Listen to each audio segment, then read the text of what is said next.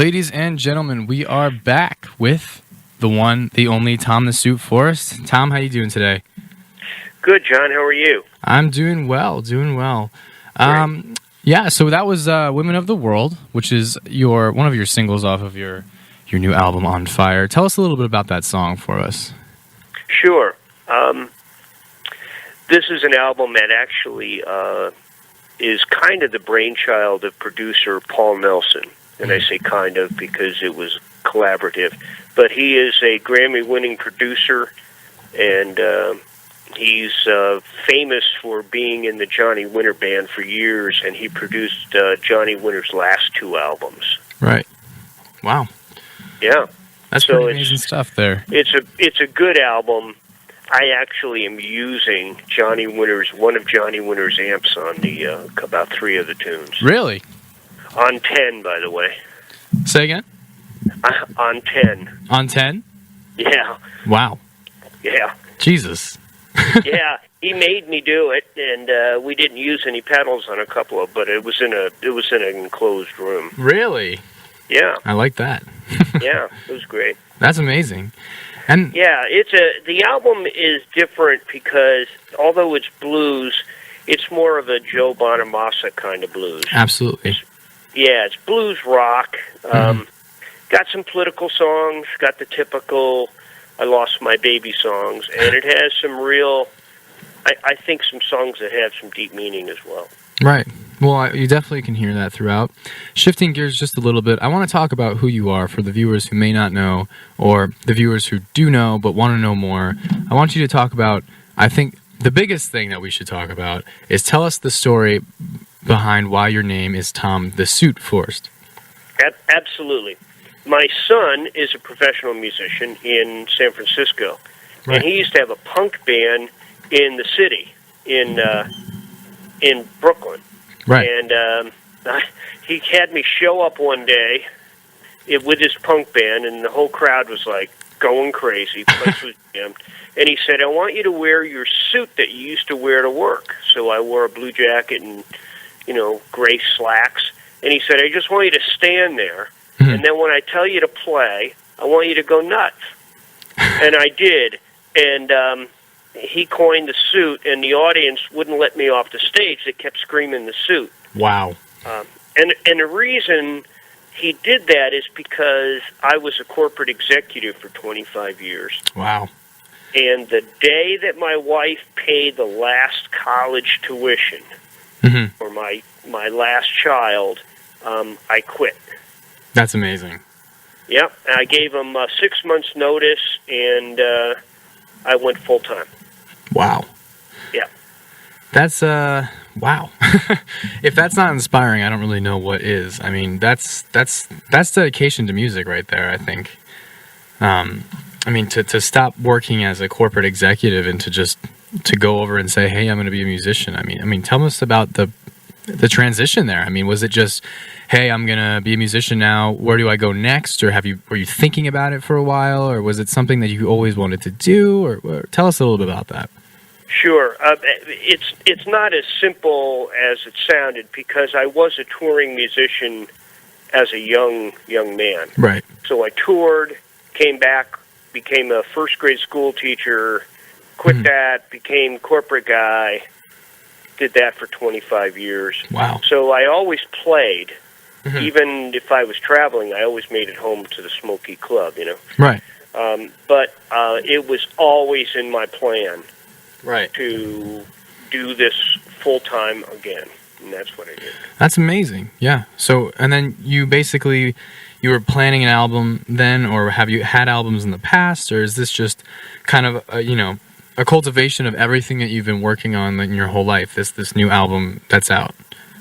Well, it's a better story, I guess, if it was the second one, but actually I have been doing albums throughout that time.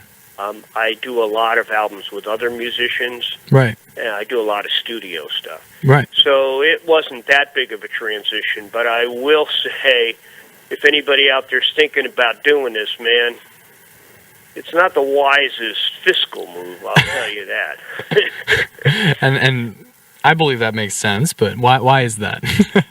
Well, it's just tough to make a living, and if you're going to do this, you're doing it for the love of music. Right. You're not doing it so that you become instantly rich. Now, you can build a career, and I actually am building a career because I'm building an audience. Right.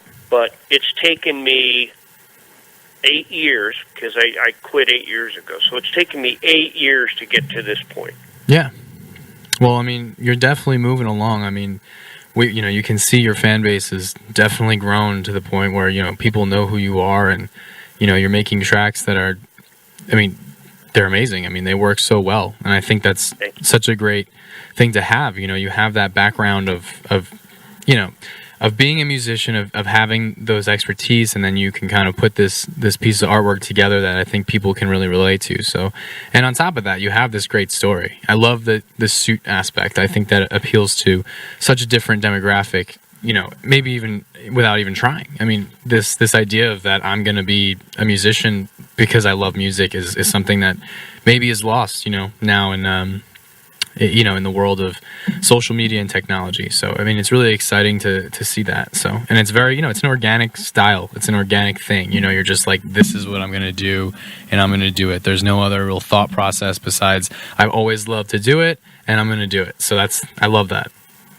Yeah, you know what? That is absolutely true. I don't even do the normal club scene. Right. I don't even want that money. What I want is to have an audience that's big enough and really is interested in new music. Yeah.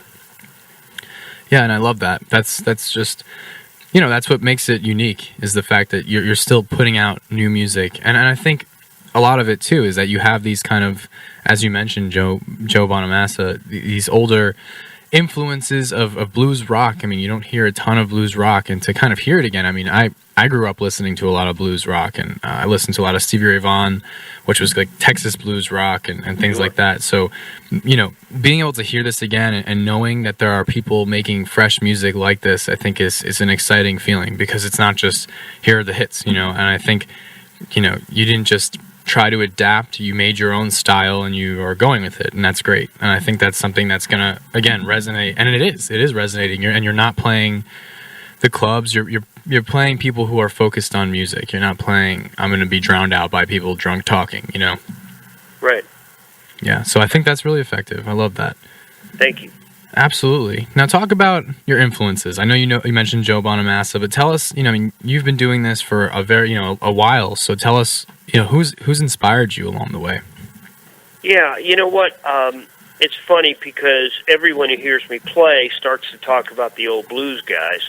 Right. And I actually don't like the old blues guys. I think they were good for their time, but I got interested in blues around the 70s, so guys like Mike Bloomfield from Electric Flag.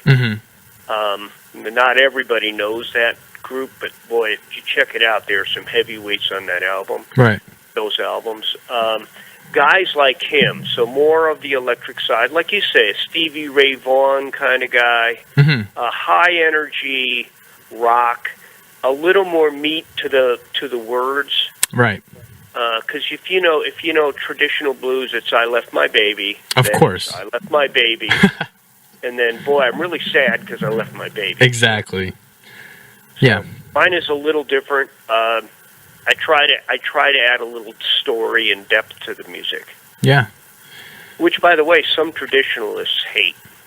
Right. Well, that makes sense. I mean, traditional blues, like you mentioned, it's very cutthroat, very structured. It's very three different thoughts arranged into one, or maybe two thoughts over and over again, repeated. So, but you can definitely hear that. I mean, in your music, I think, you definitely have more, like you said, depth, I think, into your songwriting, absolutely. And I think, but you can still hear, I think, those blues influences maybe in the style, because it's not, maybe just not rock and roll and it's not blues. It's somewhere where it just works and it's great. It has those moments where, you feel this kind of blues rock, but then there's moments where you feel this rock and you can feel the heaviness of the solo and things like that. So, which I think works really well. I mean, it's great. It's not, I think a lot of people, a lot of blues artists who are just traditional blues artists, B.B. King being one he's an amazing artist, but, he never changed, he never adapted really to what was going on, and that's why he's amazing. That's why he's great. But, I mean, he was playing this very structured blues, and to hear on a record these kind of influences along with other influences that kind of pull from rock, I think it's so much more contemporary and so much more important, I think, now. And I think that's something, people need to hear. There's this lack of attention I think people have now, and I think being able to have those kind of high action, like you said, moments in the song, I think is something that people can immediately relate to.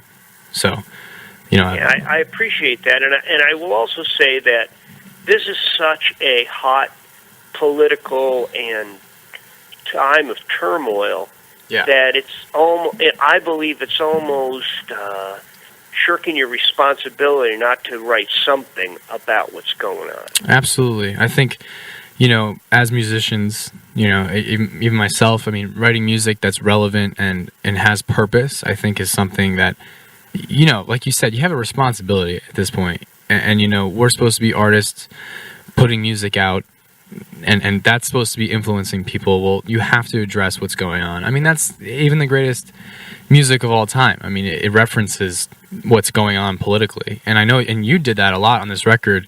One that we played right before our interview, and I know we talked briefly about it, but I do want to go back to it, is Women of the World. I want you to talk to us about that song. I want you to tell us why you wrote it and why it's important. Yeah, that is my favorite song on the album, and it actually secretly may be why I wrote the album. Although I have to say, this particular song was written by Gary Yule, who has been my writing partner for about 40 years. Right. Unfortunately, he just passed away. Oh, wow. So, I'm stricken with grief. Right. On the other hand, I'm thrilled that I'm able to get a song that was very important to him out there. Right. If you listen to my songs, I hope you will find that I'm not preaching and I'm not asking people to think like me. I'm asking people to think, period. Right. So even Women of the World isn't saying, you should be voting for this person or this ideology. It's saying simply, hey, men have been running the world now for a millennium. Yeah. And where has it gotten us? What would happen if women were more in the limelight and more in control? Yeah. Not because all women are great, but women as a group, in my experience, think differently. Yeah. And they're not so egocentric. They're more what makes the most sense. Right. At least and again, this is in my view, and this song is simply a question, what would happen if we just let them do it? Right. And by the way, just so everybody knows, I was never talking about Clinton. I was never talking about a person at all. I was just talking about an idea. Right. Yeah, and I think how you mentioned the delivery, this isn't saying, hey, go, agree with what I have to say. This is what I think, and it's right. I think listening to the song, there's this, it's a rhetorical song. It's rhetorical. There's a question going on, right. and it's asking people to say, hey, what if? And there is that what if. I mean, people think about that all the time in music. And again, and coming from, a man making the song is also, I think, equally as effective in terms of people actually listening and saying, hey, shit, he might be right. I mean, I think that's really important. Having that kind of, one, that the angle, the view that you have, and two, how you effectively do that. It gives it not only relevance, but it's that responsibility. Like, hey, we need to be thinking about this because look at what's going on. And again, it's not one side or one person's fault. It's just look at what's going on. What if we were to give women as a group a chance, and in their thinking and considering that, So, I love that song. I love how relevant it is. It's one of the ones, I even mentioned how I was around during the creation of it, not have anything to do with it, but I was there. So I will say that, I have a definite relationship with this song, and I really do enjoy it. So, you know what? Until you mentioned it, I never thought of this. The person who wrote the song, and if anyone's thinking about this song, I just thought of this. He was a self-made millionaire, plus he was a Mormon. wow. And Mormons, as you know, generally it's a patriarchal kind of Right. circumstance. Mm-hmm. And for him to write this, you would not expect that. So I just never ever thought of it until now. Yeah. Wow. That's even better. Wow. Yeah. Love that. I love that. Yeah. I love that that's the perspective. It's just so great, and it's great that you're carrying that out and playing that at shows. I mean, think about how many people you can touch and think about how they may even perceive the song. I mean, it's great. It's a great way to go, and I love it. And I love, Thank you. I'm going to continue playing that song here on the show, and I want to continue to support that because that idea is something that, we all kind of have to listen to and think about, Right. Okay, so, and again, shifting gears here, I want to talk about your tour. You've been touring around Connecticut and, the tri-state area, if you will, over the past couple of months, and you are playing on Thursday, you said, I'll let you finish the sentence there. Yeah, I'm playing at the Carver Center in the afternoon Right. for a telethon. Yeah. Really a good telethon. This is for education in the Norwalk, Connecticut area, which is great. It's going to be a big deal. Mm-hmm. It's part of my record company, which is that I'm with, which is the Factory Underground. And then in the evening, I'm rushing over to Stamford, Connecticut, playing at the Fez, which is a really nice music venue. Mm-hmm.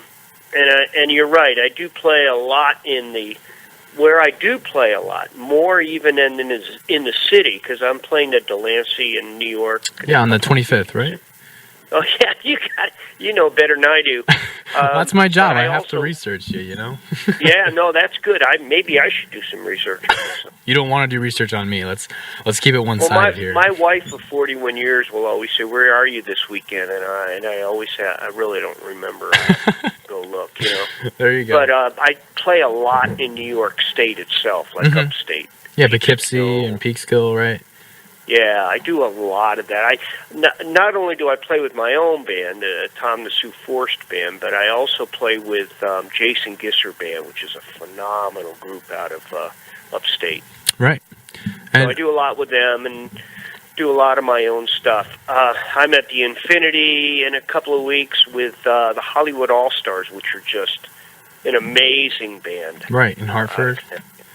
Yeah. That's right. That's the one in Hartford. It's okay. a big venue, really nice. Yeah. I do a lot of places that are mainly music venue types, like Black Eyed Sally's, that kind of thing. Right. Yeah. I play Daryl's house a lot.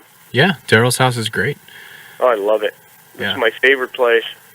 It's a very, very good place to play. I've always wanted to play there, actually, secretly. If we're going to go off the record. Well, you know what? If you see me and you just glance quickly, I look like Daryl Hall. Yeah, I got that. I got that look. So occasionally, and if you're really a beautiful woman, I say yes.